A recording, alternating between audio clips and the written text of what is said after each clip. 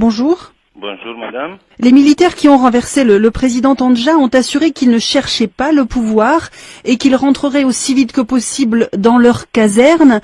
Est-ce que vous croyez à ces promesses? Nous n'avons aucune raison de ne pas croire à ces promesses. Nous avons accueilli ce coup d'État avec beaucoup de soulagement et nous soutenons sans équivoque l'action des forces armées nigériennes.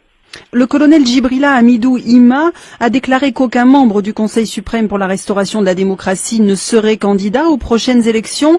En Guinée, Moussa Dadis Camara avait dit la même chose après sa prise de pouvoir. Est-ce que vous avez confiance, vous, dans les militaires nigériens? Absolument. L'armée nigérienne a toujours refusé d'être une milice au service de n'importe quel potentat. Donc, elle est dans la société. Tous les traumatismes qu'il y a dans cette société sont reflétés aussi dans l'armée. Donc, nous n'avons aucune raison de douter de leur bonne foi.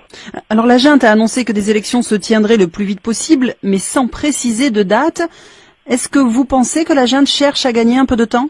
Je n'en sais rien, mais je ne le pense pas. Vous savez, la situation créée par le coup de force de Tandja et son entêtement exposait le Niger à des sanctions économiques. Je ne pense pas que le Niger puisse supporter pendant longtemps un isolement politique et des sanctions économiques.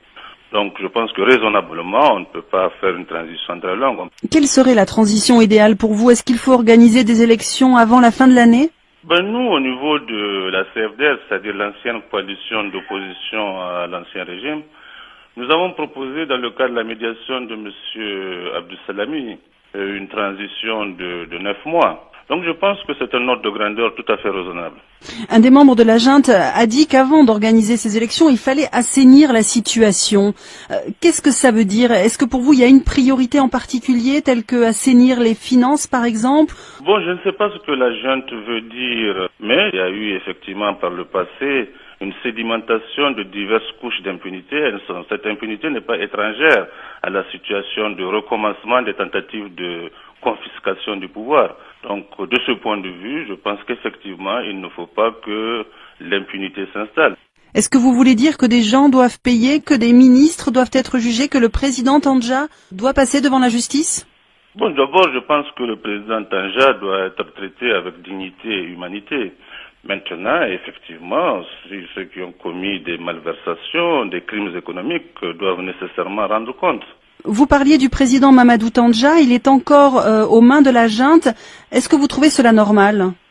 Bien sûr que je trouve cela normal, mais maintenant je pense qu'il doit être traité avec les égards dus à son rang. Nous pensons qu'effectivement, la junte doit avoir des raisons de le garder, et nous pensons qu'il faut nécessairement clarifier un certain nombre de questions, évidemment. Mais est-ce que si Mamadou Tandja devait rester plusieurs semaines, plusieurs mois aux mains de la junte, est-ce que ça n'entraverait pas le dialogue politique? Est-ce que ça ne diviserait pas les Nigériens? Je crois que Mamadou Tandja a été le premier à diviser les Nigériens en sortant du cadre démocratique. Le dialogue internigérien, il avait une chance de le faire. Il avait refusé toutes les propositions qui ont été faites de compromis.